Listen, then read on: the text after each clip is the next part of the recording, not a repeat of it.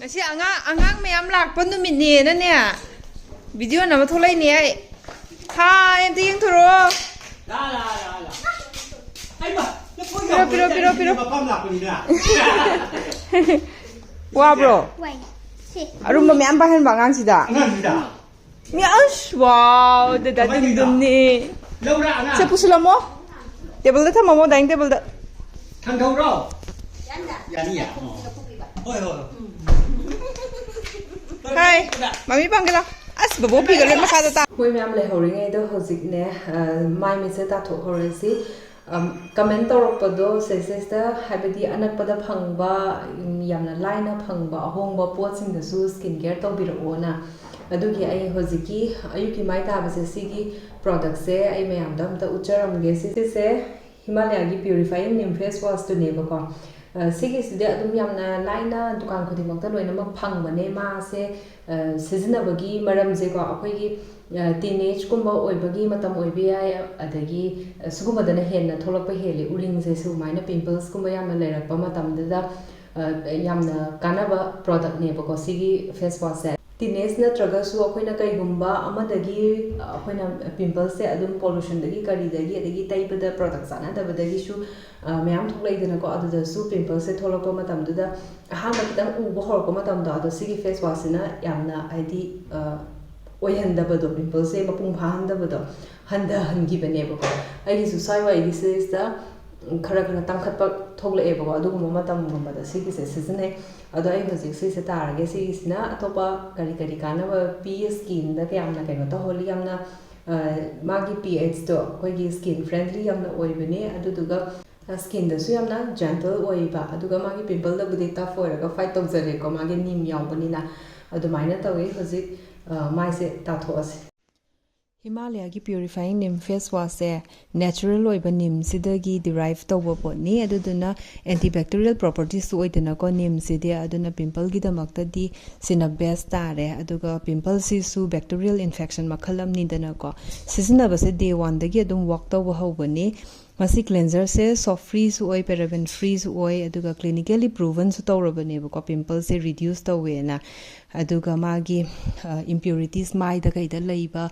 pimples thokon ba sugumba myam se loina clear to hon bani yamna healthy oi ba skin oi han bani pimple free su oi rani ado ma se phang ba se Amazon da phangi Nykaa da phangi Flipkart da aduga Himalayas ki app da aduga website da su phangi ko aduga ai gi description box da pizarmi ba link sida gi changa ga di 30% muk adumaina off su phang bane adu su mayam yeng bio si mai ta thok ba loi khra matung yamna clear oiraga mai se yamna phajana lei bane aduga dai thok ba loi khra matung da su mai se yamna soft oiraga yamna healthy oina ubodo adumaina oi bane ado adum yamna uring thungan ba natraga su adum sigi cleanser sima adum thamba se darkar oi amumu khatang nungai raktaba matam du da ne mai se adum ta thokpa mayam su sigi cleanser se siznaraga pimple free oiba healthy skin oiba se amtang oiminara se na haraga nasiga ayuke skin care se solution zarage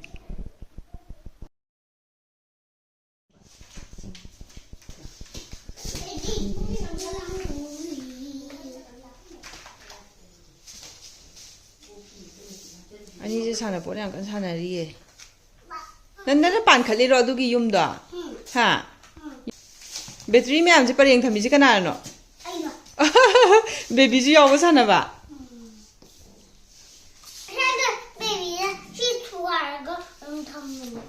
baby na thugara tham go do bane du ga na ahan na sat am pan khatoi ni nungai bro de khusana du ba kai khut chapra kai de chap ke tawba sida chap ke tawba kan me khai ba khoi baby gi makok se tu sida po me mamai si mit ta po mi ju ubra sida green guy ja baby ne nga sai tang na thoma ga na ibani na sile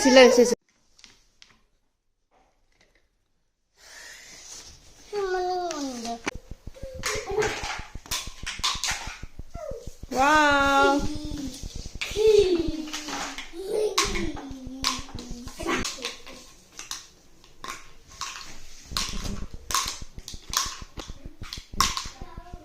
ꯗꯗꯥ ꯗꯨꯝꯗꯨꯝꯗꯤ ꯁꯪꯒꯣꯝꯒ ꯉꯁꯥꯏ ꯀꯩꯅꯣꯗꯨꯒ ꯆꯥꯍꯧꯔꯤ ꯂꯨꯞꯄꯒ ꯃꯥꯏ ꯁꯪꯒꯣꯝ ꯏꯪꯍꯟꯕꯗꯨꯒ ꯇꯧꯔꯣ ꯇꯧꯔꯣ ꯁꯥꯟꯅꯔꯣ 와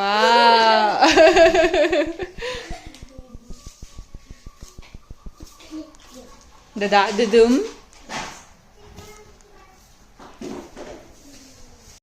예 가리 더 보고 그러다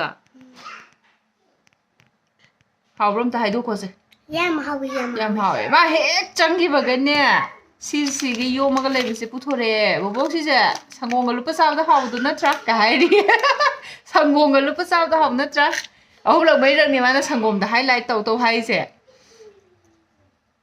संगोमसे अदु मतमदु कन्ना फुटलीबा अदैदि मागे हैदो इंहले अदुगने मा चाजैने हाउ नंग हयें पैखागी लाइका पुला हेदाने चुमब्राबा लाई योमजलाबा करी लाई योमजलाइबा कम लाई nova Adra Sunday Monday Gita इदोइरा हाइदोइरा हाइदोइबा दिसिलो थकोलो हाइरजिको चिमागा तोरजि याब्रा ते नुंदांगदा नुंदांदि लौ लानी होरे नुंदिंदा केक कअनी अखोय असिगी चुमथांगी सानाबमदा पार्कता समुगा लेबदो अदुदा अमो अखोय कोय चटलनी बेबी ने आइने दुदुम ने मामो ने चिची ने कोय म्याम कोय चटलुरनी आई कपता हाइबिरकेस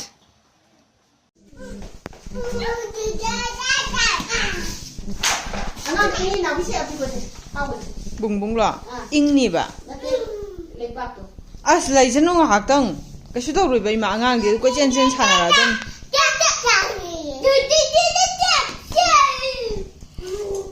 ya nu siye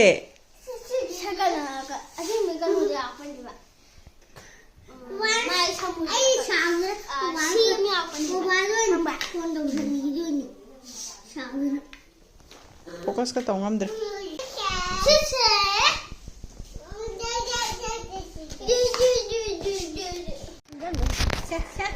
Yengo agi sak mama pada puthora ini si chin changji adana aduga yengo mathang mathang jong mayam ji yoma ijong sina illo chen salaba sidi saksa lori angang changbi dune lai ne nusip ne charam ni na ade sima su ne bungbung na laibagi adum ai ngonda koira laigare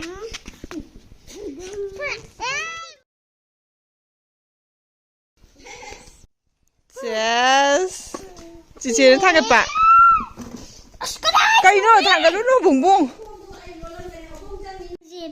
lại khôi cái đúng cái đúng cái đó anh xí cái nữa nè xong đồng giặt tôi để cho mama tao cái thôi ngắt khô bẹ ya đấy bùng bùng hồi lên các cô không biết mà tôi sẽ làm bạn nha có anh bắt lắc gì xí lấy đi Bye. Akoy din ya. Gari do ina laba. Maning si maning na tinakanda sanapam keno do. Chumthang sanapung do adugi park ta ne.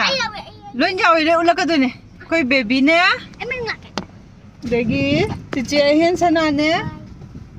Adegi akoy gi.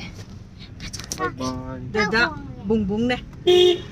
Bungbung na gari thogam sida hausare.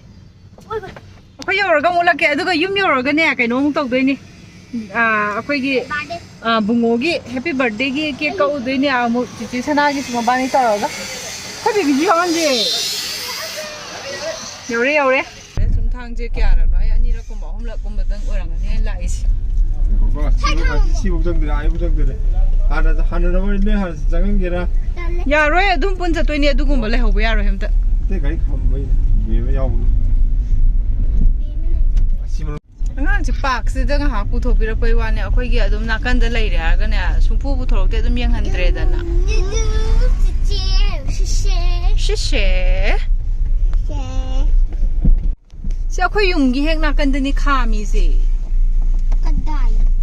sida yengo ingonda tu sida straight to yengo ubra green color yum tai je ubra matha ka tenki ga syntax ka thangal je ubra beo wale je udro hek mamang dai jar ga koi no chalo koi chalo kai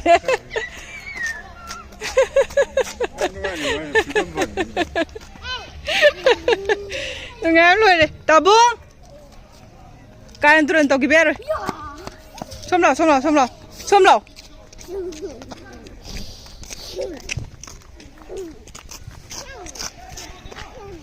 Là đó là. Đó là gì? Chalo, chỗ.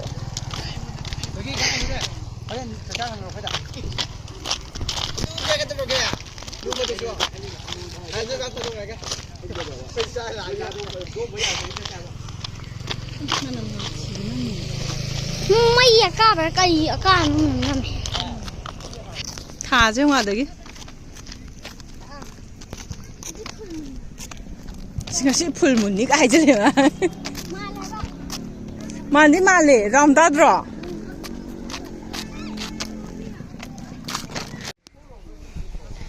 Sila nam puda pora ini. Ma pora ke ada da. Bumbu la. Pora ke ada da na kya wai khang bra la. Asigi akhoi na hosi chala gari kham badu da ne. Adum yet oi jet chat lai gra ba. Nungai bra. Sida na nungai bra.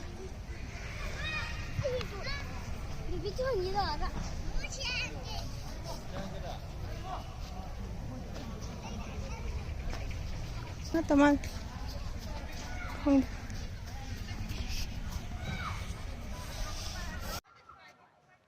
water ba? Cici water mal.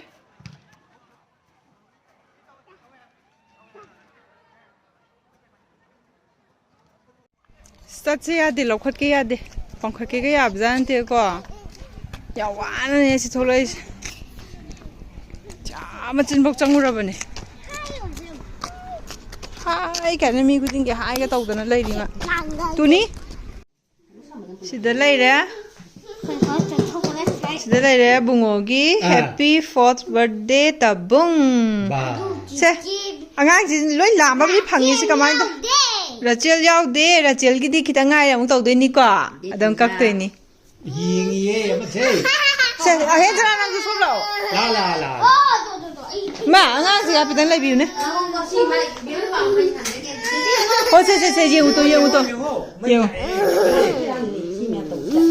có quá ồ xe cam ốc phu cam ốc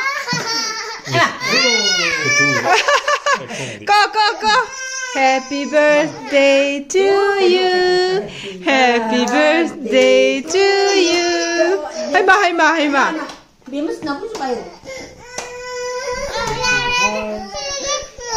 lọ năm mình đi qua chị phải đúng không chị xong đây cặp chị chị à chị là ba đi gì Happy birthday to you Happy birthday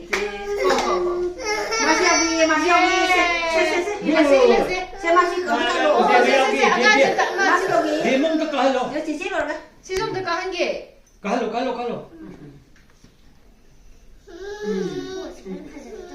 세 손남다 세 마마 Happy birthday 누라 와 마마 빨리 손을 세 일하게 이거래. 인도에 마마는 인도에 이모 시도로 가니 康bại nè 세 bộ cái hàng á first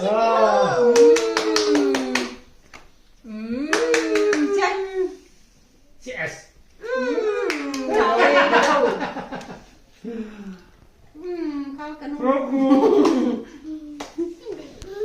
자, 불럽자.